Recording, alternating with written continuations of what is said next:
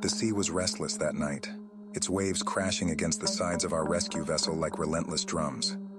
We were a group of seasoned marine rescuers, used to facing the unforgiving nature of the ocean.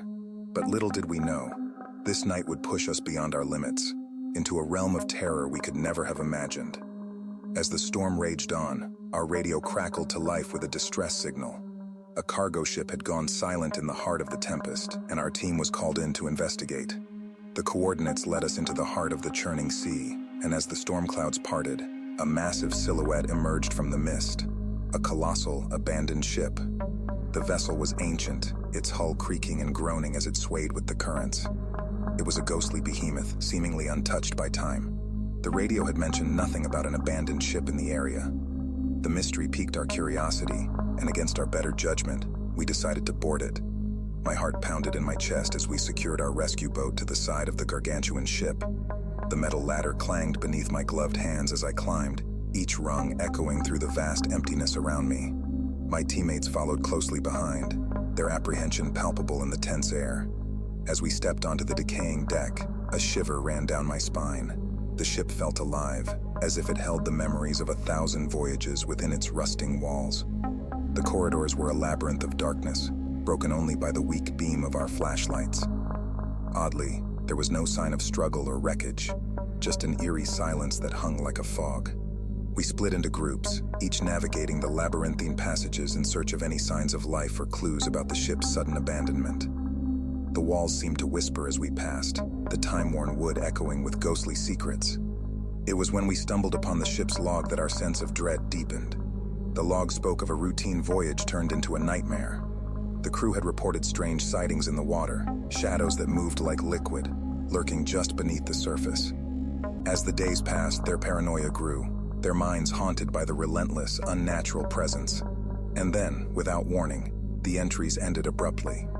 We continued our exploration, and it wasn't long before we encountered the first signs of life, or what used to be life. The ship's dining hall was frozen in time, set for a meal that would never be consumed. Plates of rotting food covered the tables, as if the crew had fled in the midst of their feast. As we ventured deeper, our flashlights flickered, casting fleeting shadows on the walls. Our radios crackled with static, and voices whispered through the interference. It was impossible to tell if the voices were from our own team or something more sinister, lurking just out of sight. In the bowels of the ship, we found a cargo hold unlike any other. It was filled not with goods, but with water, endless, inky black water that seemed to pulse with a malevolent energy. The air grew colder, and the water began to rise, inch by inch, as if the ship itself was drawing us closer to its chilling embrace. Panic set in as we realized the ship was shifting, its massive frame groaning as if it were waking from a deep slumber.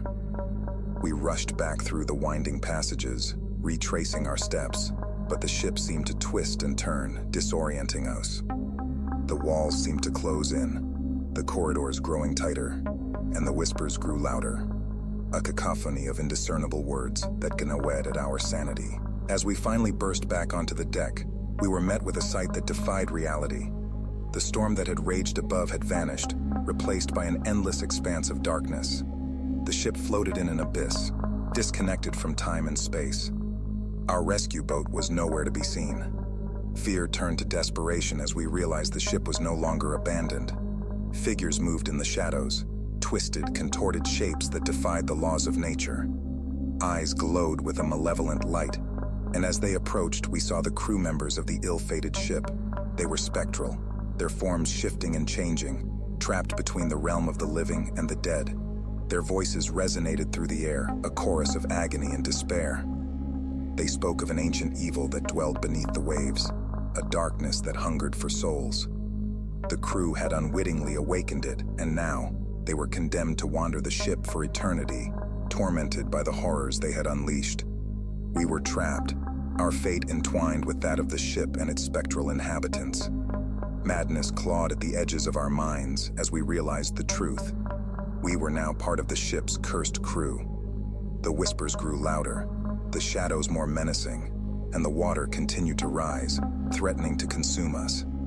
In the suffocating darkness, our flashlights flickered and died.